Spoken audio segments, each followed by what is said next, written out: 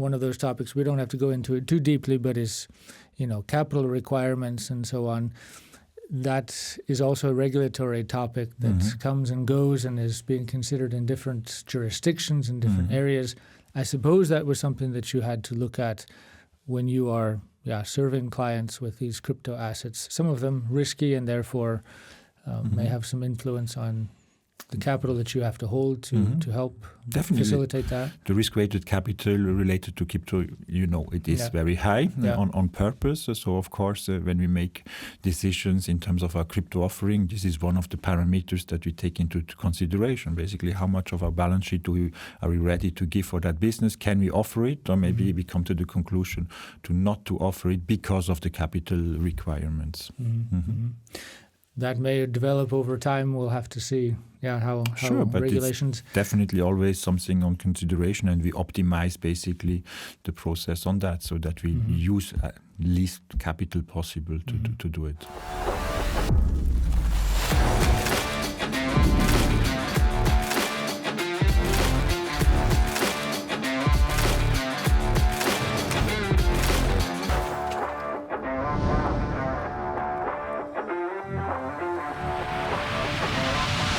Hello and welcome to RULEMATCH Spot On, the only podcast focused exclusively on the institutional crypto and digital assets industry.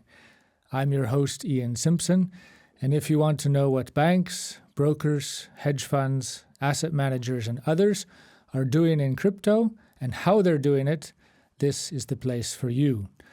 My guest today is Jan Schepper, Chief Sales and Marketing Officer at Swissquote, one of the first banks in the world, if not the first, to offer crypto investments to its clients.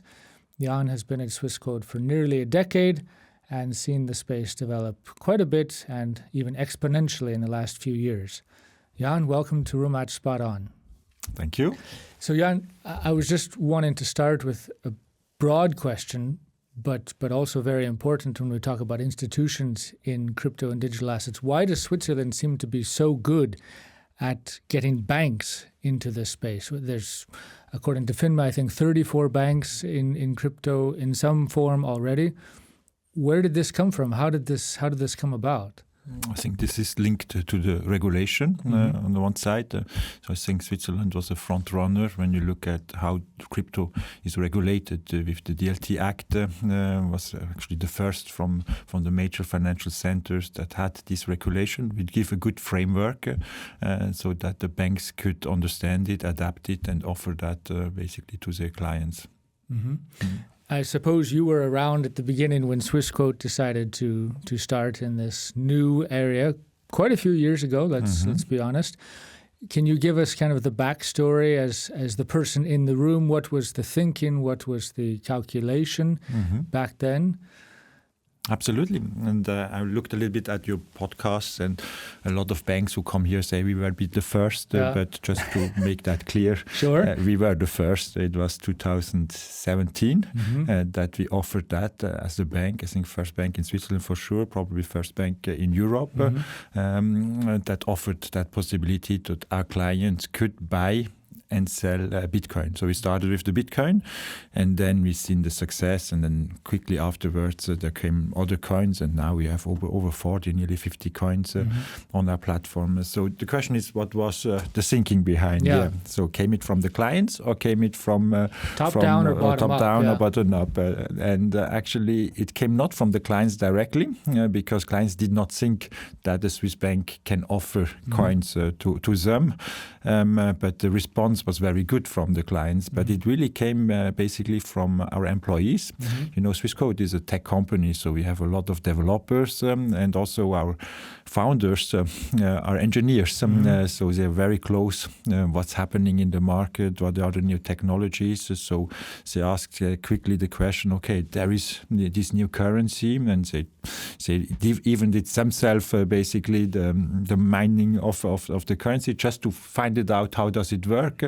And it's basically by asking these kind of questions as they come to the question, should we offer it to our clients? And what does it need to offer it to the clients? So then we did all these analyses in terms of legal, compliance, storage, and then we said, yeah, we can do it. And we started the project. And the first solution that we came to the client, it was very basic. And you look at it, it was just Bitcoin. You see basically the quote, and then the client could buy it or sell it. But it was not fancy. But because we were the only one to offer it, it was an immediate success. And now when you look 7 years later, of course, the offer evolved, but also the possibilities for our clients evolved very much. So you have much more information, you have the order book, you have different order types, you have nice charts, you have indicators, so you have a full experience, which is very good.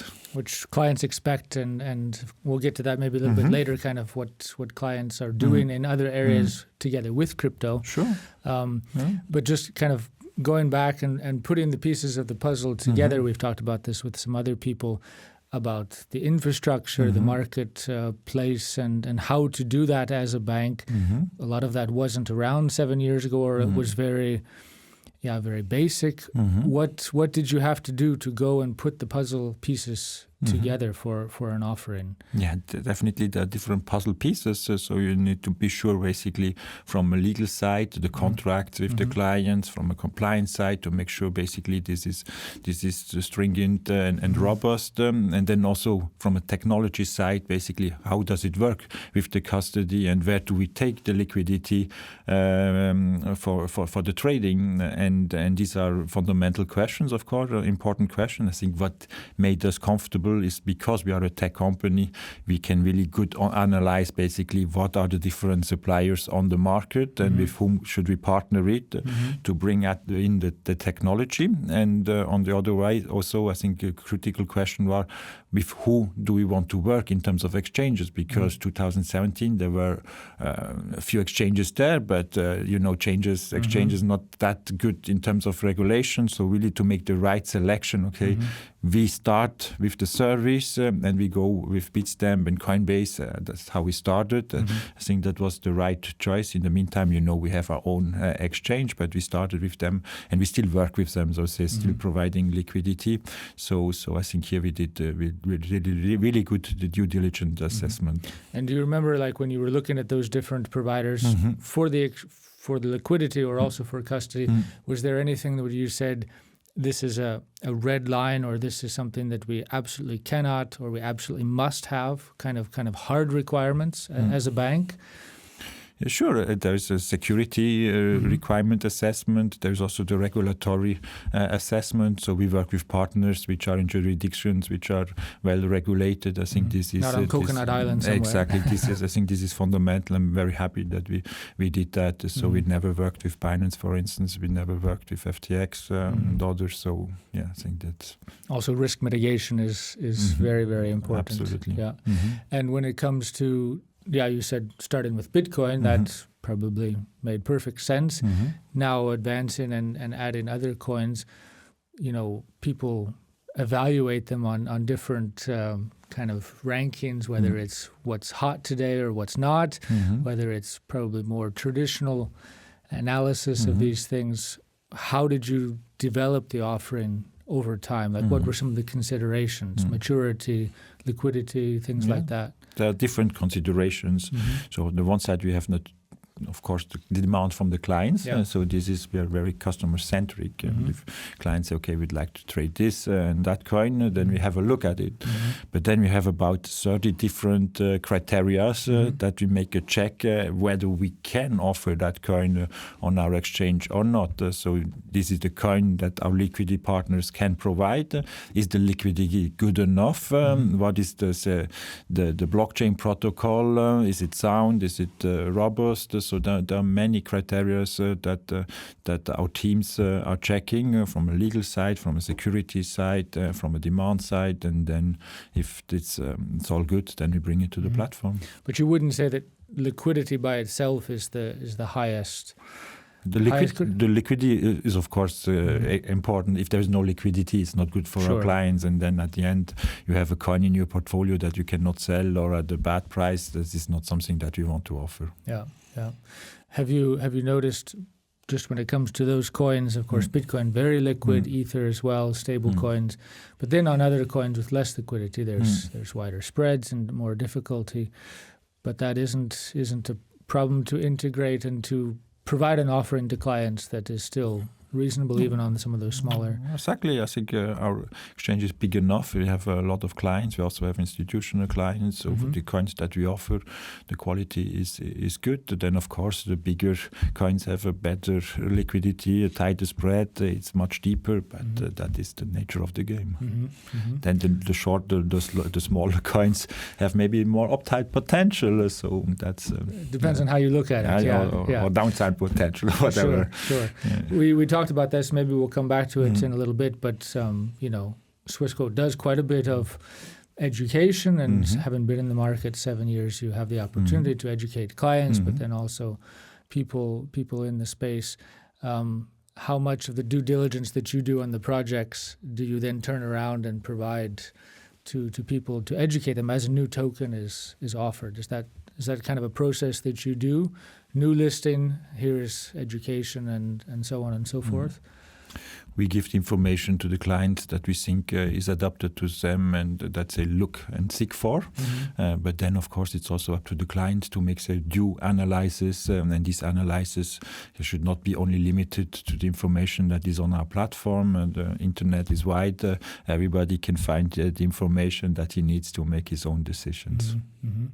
We had Cornelia Stengel from Kellerhaus Carter, a lawyer quite deep in the space. She was kind of going through some of the criteria that she often hears from banks when they look at offering crypto.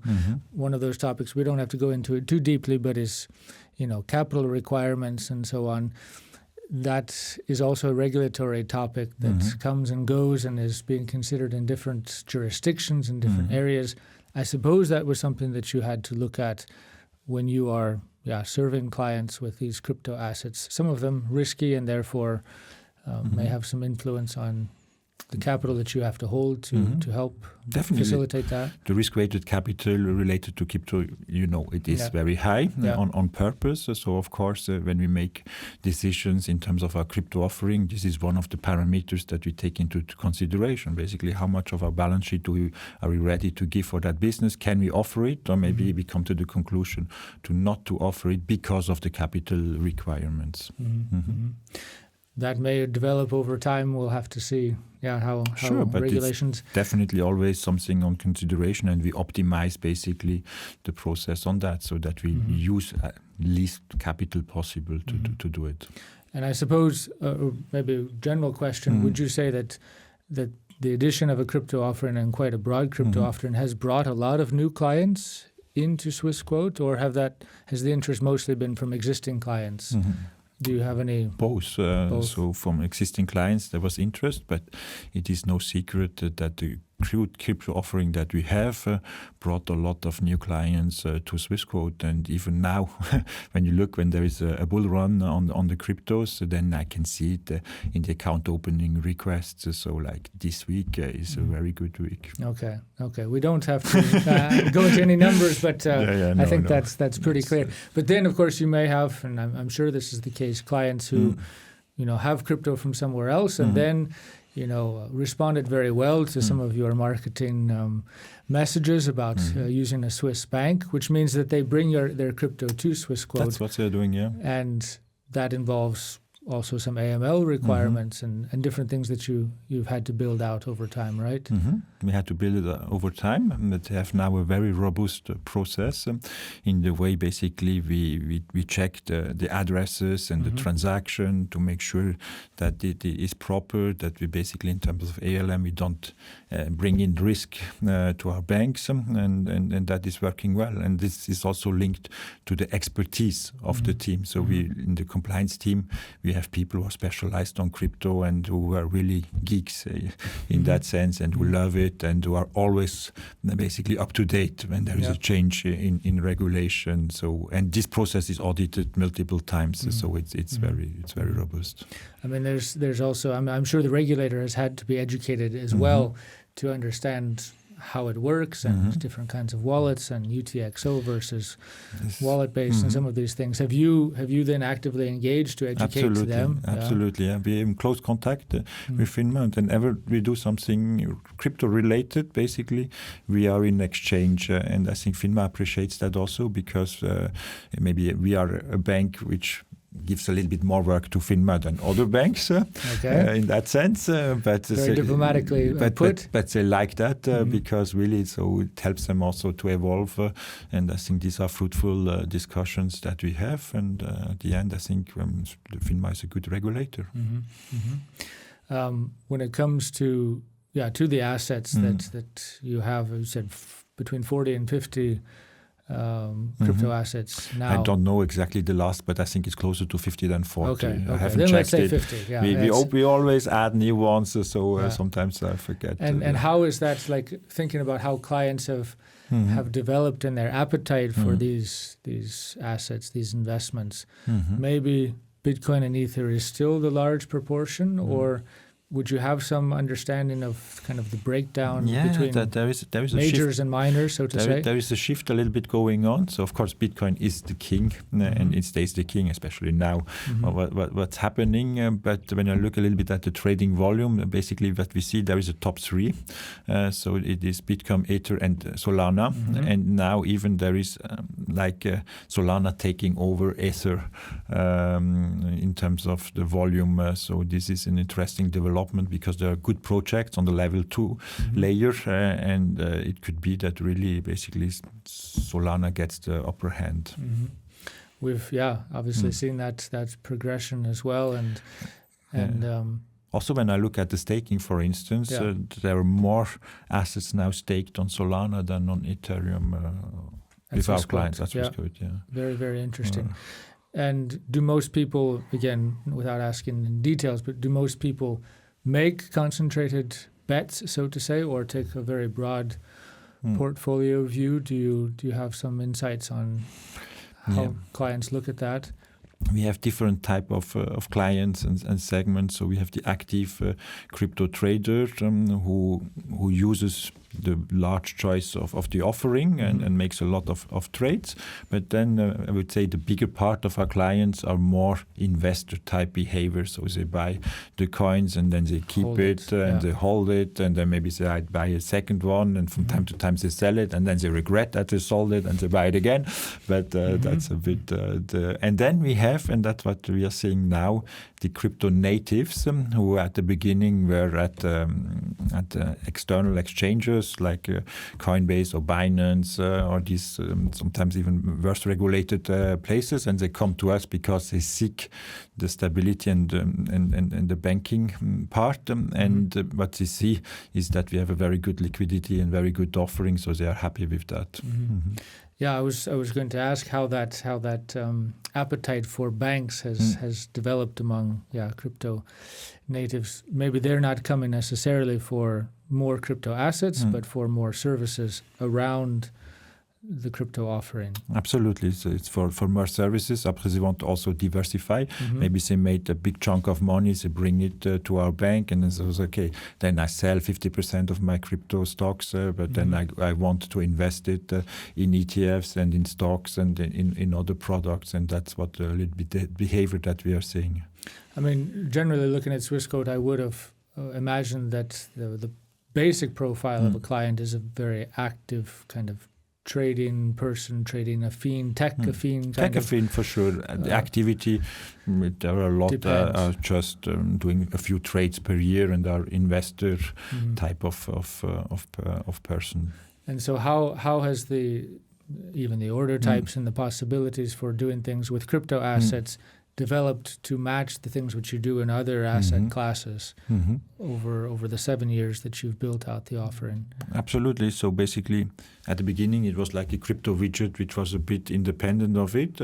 We want to integrate it in our offering so that it has the same trading experience as the other asset classes, so that people can easily shift from one trading asset to crypto, and that they also have basically the order book so that they can see, okay, what are the last prices that have been asked on that coin, and that gives a lot of comfort. We have charting capabilities with indicators which help the clients to make the good decision, and we have multiple order types which are important, so stop limit, market order, and that is also something that we want to continue to develop so that at the end really the empowerment of the client, which is central, gets better and better, so that at the end he says, okay, I'm at Swissquote because it's a bank, it's solid, but also because it offers the best user experience and a very good product.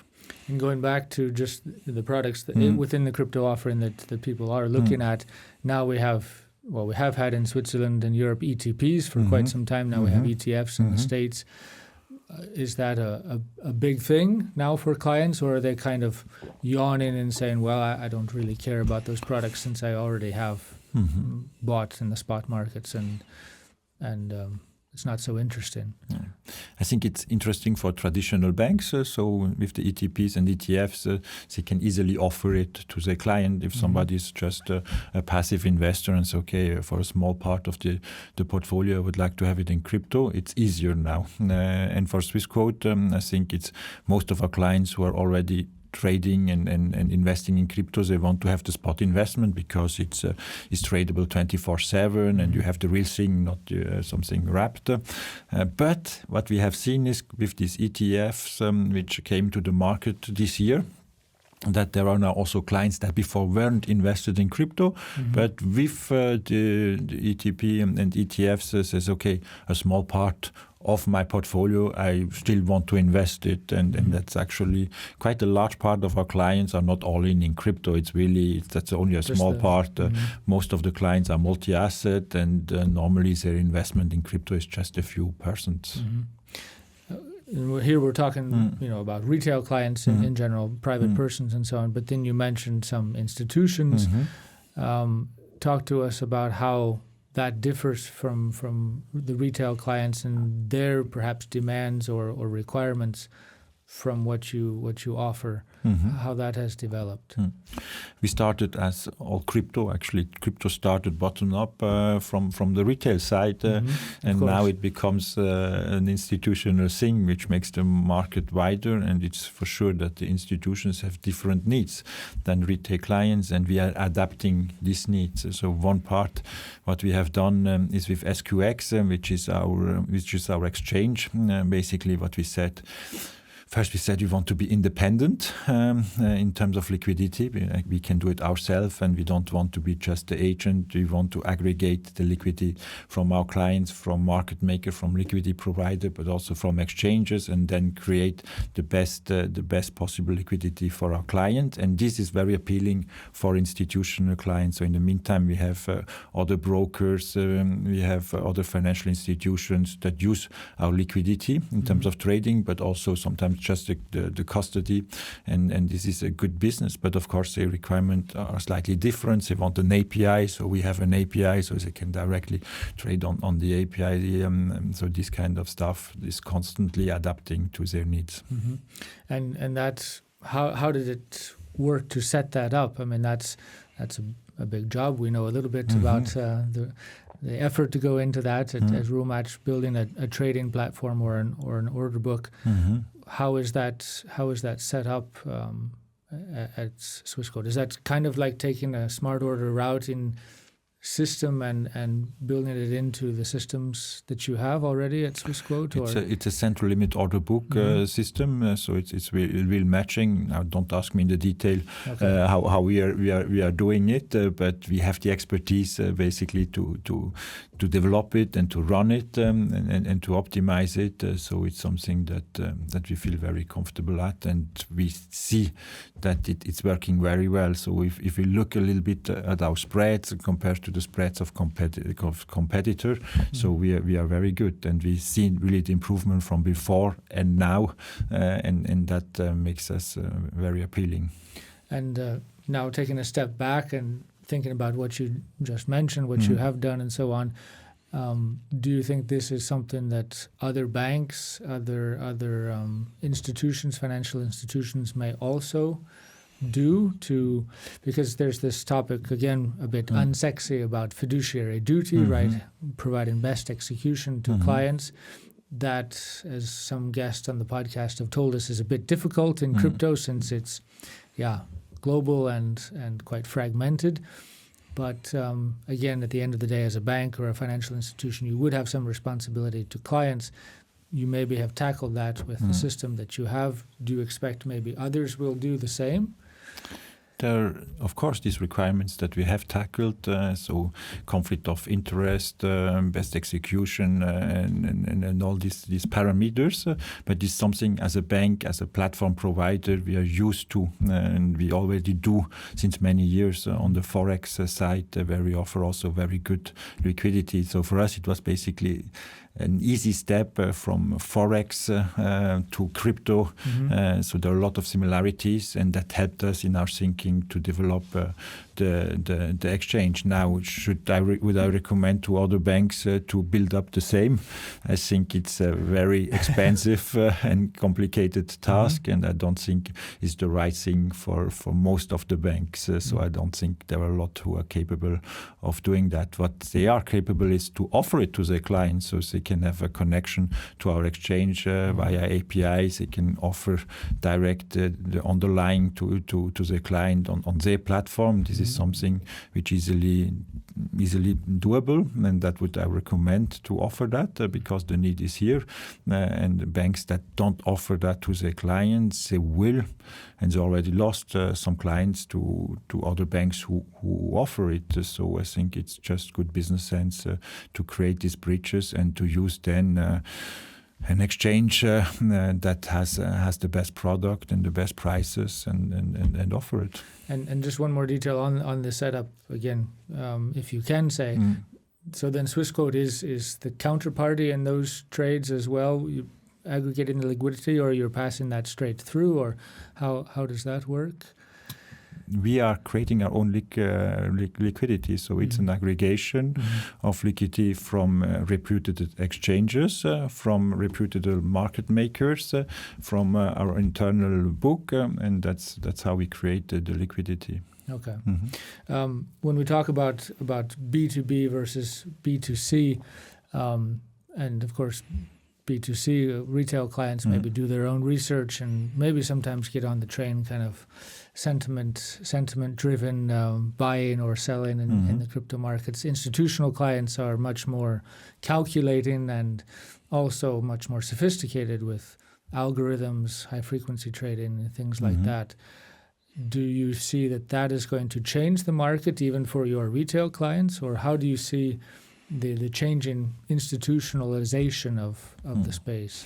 I think what we see is in terms of the quality, for instance, of the spreads. The spreads get tighter, but the other thing is actually that for the same spread, you have a much deeper liquidity.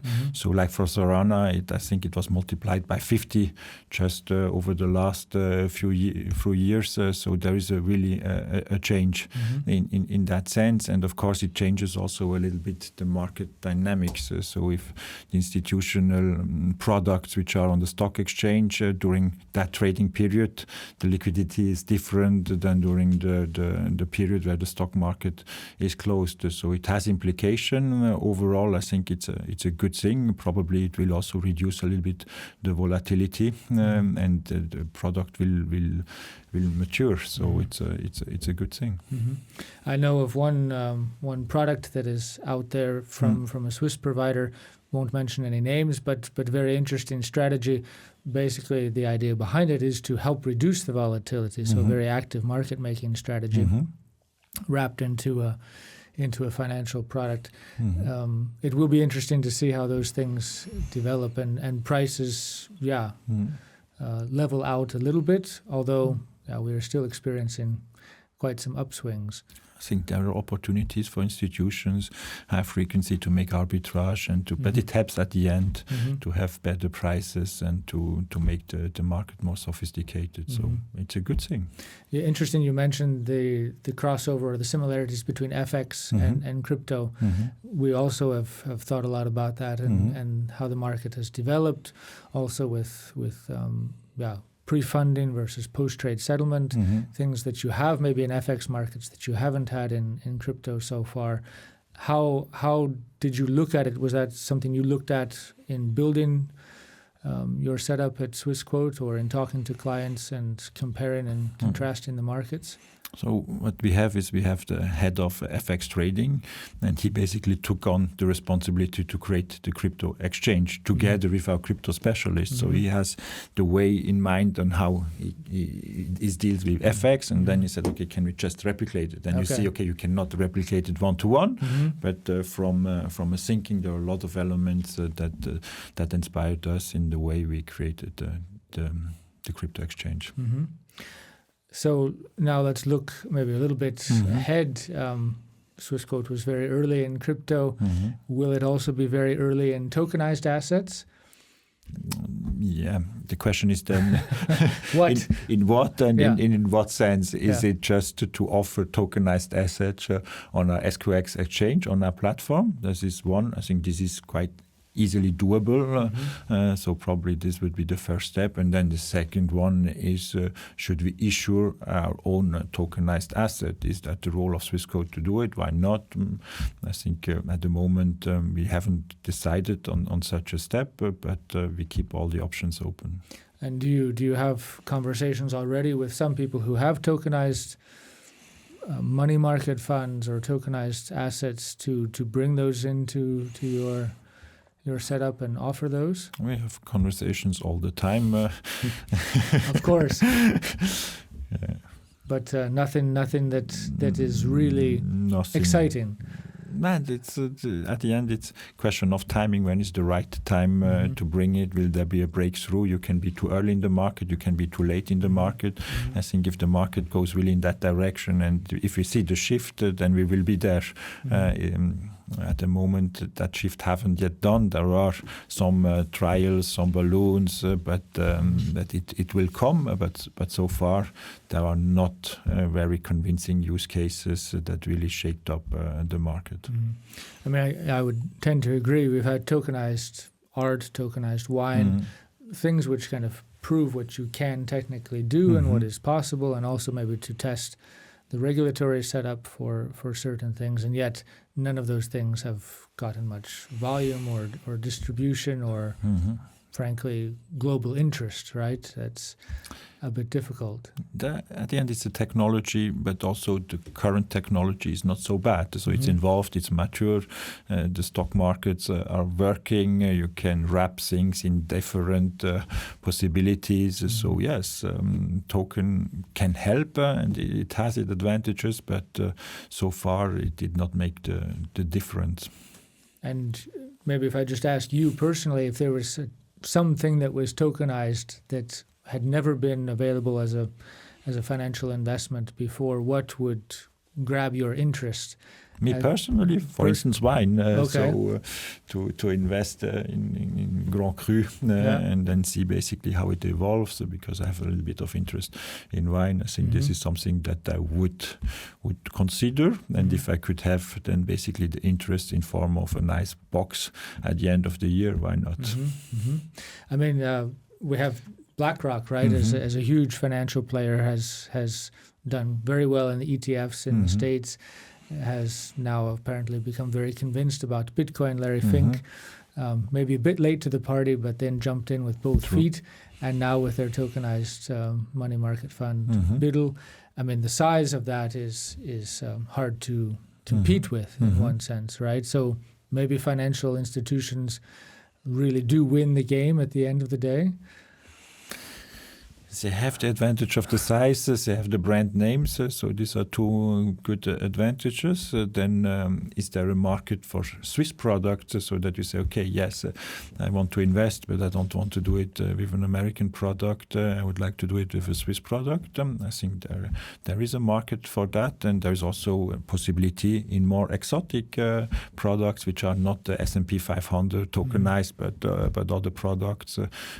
So I think opportunities there will be in the market, and it's just a matter of time when the shift will happen. But of course, having trading on the blockchain has advantage. The instant settlement, not the T+1 or T+2 as we still have it in Europe. This is something of the past. So it's just, it's a question of time. So you wouldn't say there's any advantage to, say, post-trade settlement, netting, and so on for trading? You do think things will go to instant settlement eventually? I think so, yeah. Okay, very interesting. When we talk about competition and not to put too much pressure on Swissquote, but obviously first is not last in the space. So other banks and so on have come into crypto in Switzerland, but globally now things may change in the United States with regulation changing. How do you think about competition in the market in general? I think competition is a good thing because it keeps you up and it keeps you evolving, and it's good for the client, it's good for the economy. What is important is the competition of the mind. You really have to be top of mind, and somebody thinks about trading, some investing, about cryptocurrency, has to be first thinking about Swissquote, and that's what people are doing in Switzerland. And if you have achieved this place in the mind of the people, then it's very hard for all the others who are coming late to win market share and to do a business. And then, of course, it's about the product. It's the product has to be top, has to be good. And I think the advantage that we have, that we were the first and have 7 years of advance to those who just launch it this year or whenever. It's not to underestimate. And then the competition is international, and I think this is the real competition for Swissquote. It's the Revolut, it's the Trade Republic, it's the Robinhood, which have the funds and which also offer good products, and this is our benchmark, and this is our aspiration to be as good or better than this competition, because we want to compete globally, and that's what we are doing. So you would kind of more see your competition, at least for the crypto offering, among those neobanks rather than definitely, no question. Yeah, and when we talk about jurisdictions or places, Switzerland has quite an advantage, has done well, is positioned well, but you have global aspirations. Where is the competition coming from? Europe, UK, now maybe the United States? How do you think the wider global space will develop? The visibility is good now on the European side. On the American side, we still don't know exactly how it will be regulated or not. But on Europe, with MiCA, there is a clear framework. And I think this framework will help, because when you have a framework, you can adapt. There will be exchanges and brokers in Europe, I think, which will be competitors, serious competitors. But we also have a banking license in Europe. So we have Swissquote Bank Europe in Luxembourg, and MiCA helps us in that sense that we can more easily do marketing in the European Union and basically sell our product and our service to the whole European market. I don't know if you know, but we are sponsor, for instance, for the UEFA, the Europa League. So we have a huge digiboard presence and all the digital advertising space from the UEFA. So when you can use that, thanks to MiCA, to promote cryptocurrency, to trade and invest with a bank, this is something that can help our business to develop much faster. So in general, you would say MiCA is good for Swissquote, good also for the general crypto space, or? I think it's good. I think it's even good for the customer, because in Switzerland, yes, we were in advance in terms of the regulation of the DLT Act. But there is a loophole in this DLT Act, and this is basically that there are crypto brokers who are not licensed and offer their services. It's just an SRO, and this is not really in the interest of the client. So we think it should be closed, and we are in favor to have a rigid regulation. And when it comes to those competitors, whether it's the neobanks or whether it's other banks in Switzerland or then internationally, I mean, people always compete or often compete on fees, not only, of course, quality comes first. Will there be more competition on fees, and how do you think about that, or how do you prepare for that? So far, when you look at it, the competition on fees is not really there yet, at least not on the private client segment. So all these new offerings that entered the Swiss market are not cheaper than what Swissquote is offering, if you look at it. Will it come one day, competition on the fees? I think probably, So if the market matures, then normally there will be also more competition on fees. So basically, how do you then react? On the one side, you have to offer a better product, more possibilities, better regulation. So this is one point. And then it's a question of scale and size, and that's why it's so important. And then you can also innovate so that you offer a product which is different, and that will always help to compensate in a case that there will be pressure on the fees. And maybe along the way you find another liquidity provider that has very low fees that helps you to improve margins. Definitely. We always look at liquidity providers, and we want to diversify and have a maximum of providers, so that can help, of course, as well. I guess, internationally versus Switzerland, it's interesting. People often talk about how expensive things are in Switzerland versus some other places, and so I would not say that we are expensive. No, not just the bank, but when you look at sometimes these platforms are not transparent, so they charge already when you fund your account with the credit card, and then you pay already 1%. It's insane.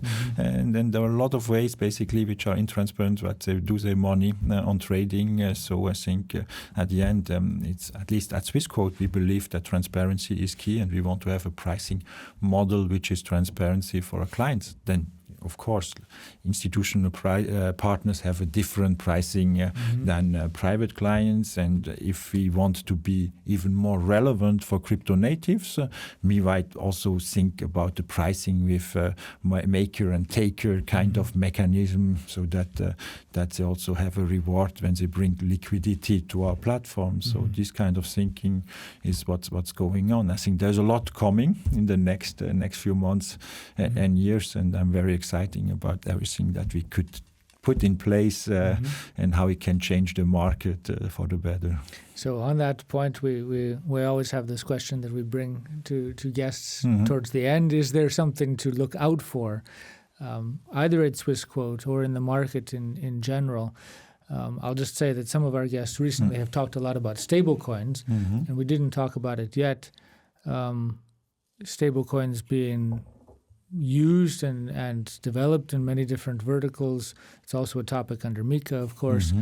A lot of places, a lot of venues have a lot of trading versus stablecoins instead of fiat currencies. Is that something you see at Swissquote? A lot of crypto assets versus stablecoins, or more versus fiat? More versus fiat. What we see is basically we have the stablecoins, but it helps us that people basically, they bring the coins to us. And that's why we add it to our platform. But the trading volume is not that high on the stable coins. But in terms of transfer in, of course, this is something which was a request from our clients, and that's why we have added it.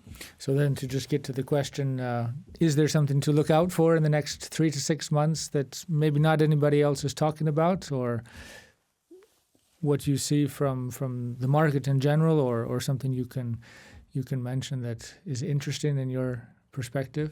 What I can mention is that we have a lot of ideas. We are now in the planning process for what should we then develop next year and the year after. I think there are some of the ideas that can have a big impact on the Swiss market, but not something that I would like to share right now. Okay, so that is the cliffhanger that will allow us to have you come back in maybe 6 months or 9 months and talk about those things more. Jan de Schepper, thank you very much for joining RULEMATCH Spot On. It was a great pleasure, and look forward to more conversations to come. Same here. Thank you.